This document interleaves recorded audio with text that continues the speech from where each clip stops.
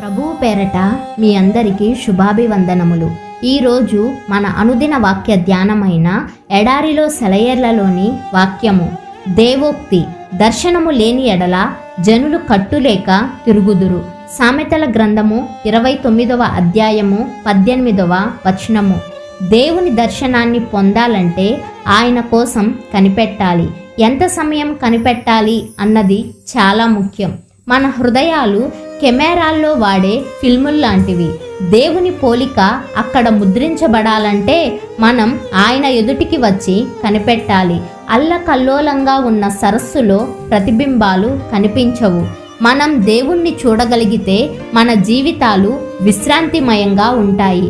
కొన్ని దృశ్యాలను చూడడంతోనే పరివర్తనం చెందించే శక్తి గోచరమవుతూ ఉంటుంది. ఉదాహరణకి, నిశ్చలమైన సూర్యాస్తమయ దృశ్యం మనస్సుకు శాంతినిస్తుంది. అలాగే దేవుని దర్శనం మానవ జీవితాలను మార్చివేస్తుంది. యాకోబు యబ్బోకు రేవు దగ్గర దేవుణ్ణి చూసి ఇజ్రాయేలుగా మారాడు. దైవ దర్శనం గిద్యోనుకు పిరికితనం పోగొట్టి శౌర్యాన్ని అలవరించింది. క్రీస్తు దర్శనం తోమాను అనుమానాల నుండి విముక్తుణ్ణి చేసి నమ్మకస్తుడైన శిష్యుడిగా మార్చింది. బైబిల్ కాలం నుండి దైవ దర్శనాలు కలుగుతూనే ఉన్నాయి. విలియం కేరీ తన చెప్పులు కుట్టుకునే వృత్తిలో ఉంటూ దేవుణ్ణి చూశాడు. అతడు బయలుదేరి భారతదేశానికి వెళ్ళాడు.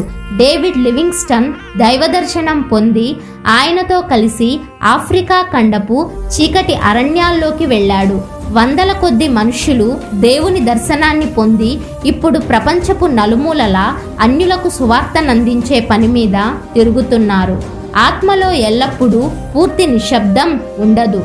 దేవుడు మన ఆత్మలో మెల్లని స్వరంతో పలుకుతూనే ఉంటాడు. ఆత్మలో ఇహలోక విషయాల రణగొణ ధ్వని నిశ్శబ్దమైనప్పుడు దేవుని స్వరాన్ని వినగలం.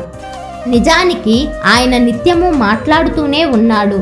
మనమే మన చుట్టూ ఉన్న శబ్దాల వల్ల, హడావుడి వల్ల, అవరోధాల వల్ల వినిపించుకోము. మౌనం ఆవరించిన వేళ పలుకు. ప్రభు హృదయపు శబ్దాలను నిమ్మళింపజేసి ఆశతో నీ పలుకుకై వేచి ఉన్నాను. ఈ విశ్రాంతి గడియలో పలుకు. నా నాదా, నీ ముఖార విందాన్ని చూడనియ్యి. నన్ను నీ శక్తితో స్పృశించు. నన్ను నీ నోటి మాటలు నాకు జీవం కదా తండ్రి. పరలోకపు పరమభోజనమే కదా నా ఆత్మ ఆకలిని చల్లార్చుదేవా. పలుకు. ప్రభు, నీ సేవకుడు వింటున్నాడు. మౌనంగా ఉండకు. నీ మాట కోసం ఆశతో నా ఆత్మ ఎదురు చూస్తున్నది.